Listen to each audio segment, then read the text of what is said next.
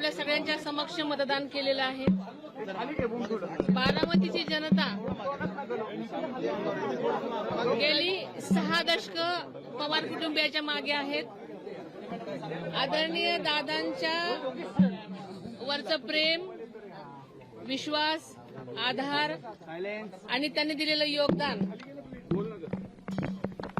यासाठी बारामतीची जनता सकाळपासूनच सगळीकडे सगळ्याच ठिकाणी उत्साहानं म्हणत नाही मी तर त्यांचं एक कर्तव्य म्हणून आज मतदानासाठी मोठ्या संख्येने बाहेर पडताना आपल्याला दिसत आहे।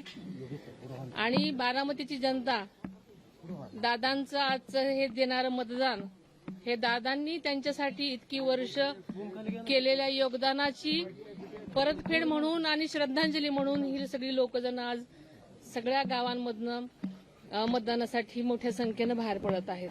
बारामतीकरांना काय आवाहन करणार?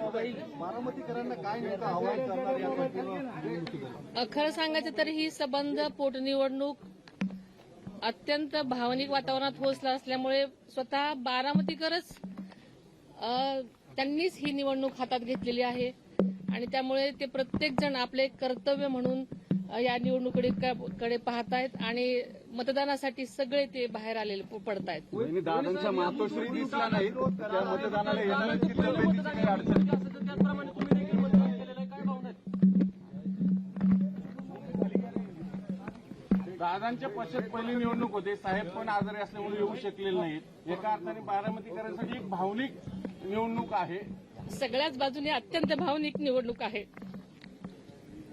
दादांच्या मातोश्री दिसलेल्या नाहीत, आशाताई आल्या। त्यांचं वय तुम्हाला माहिती आहे की त्यांचं वय जवळजवळ 89 वर्ष असल्यामुळे त्यांचं घरी मतदान झालेलं आहे।